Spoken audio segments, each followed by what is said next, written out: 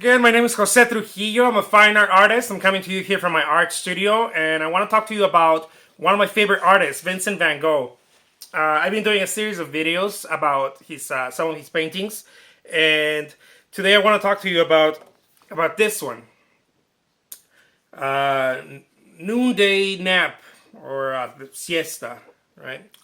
This I believe it was created in 1889 or 1890, somewhere around there, if I'm not mistaken. If I am, well, I am. But this painting is a very cool painting by Van Gogh. I really enjoy it. And one of the reasons I like it, it's not just because it's like it's a Van Gogh staple, right? Uh, it's not Van Gogh's, right? The composition is I mean, the whole painting is a copy by one of Van Gogh's I guess influences, biggest influence, I think, is Jean-Francois Millet. He's a French painter who was part of the Barbizon school, and they painted outside a lot. They started doing a lot of that, taking their easels and going to and studying nature. And I guess he's considered one of the top cats in the realist movement also. Francois Millet painted a lot of farmland, as you can see here, a lot of peasant life, hard-working life, and the simplicity of it all. I think it was more of it reminds me a bit of Gustave Courbet's work, also a realist, who depicted a lot of the simplicity that's lost. I think that's a lot of the realism movement touches on that.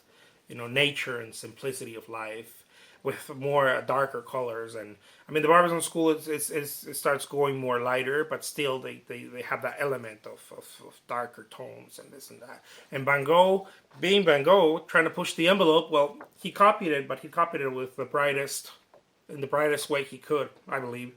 And this is the result.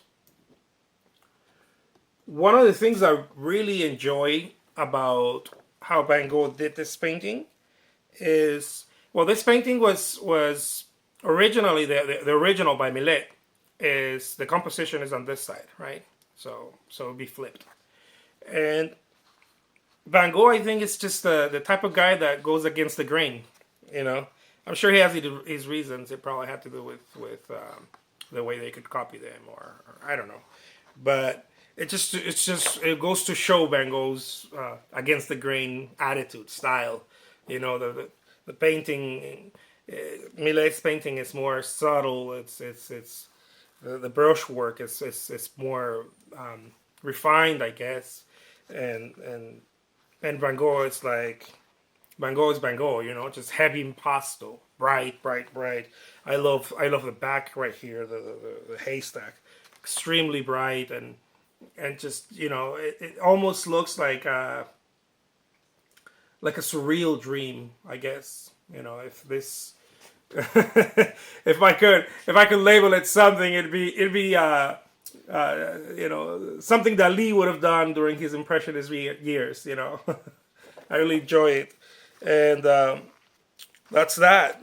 I think Van Gogh was very much influenced by the simple life. The simplicity of everyday life, especially by the farmland and the working class. I think he identified a lot with that, and I don't necessarily think that he identified with it because that's what he saw growing up, or that's what. I think it had to do more with trying to find as I mentioned in other videos, rest in his mind. I think that because he had a lot of challenges, mental challenges.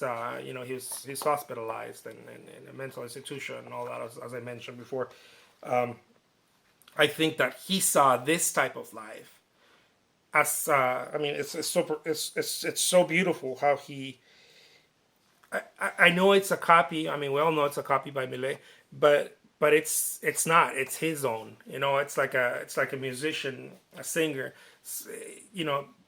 You tell him to sing a piece by a famous singer, another famous singer, and they'll put their own, without necessarily trying to put their own twist. They'll bring their own thing to the table, you know, and that's what Van Gogh did here.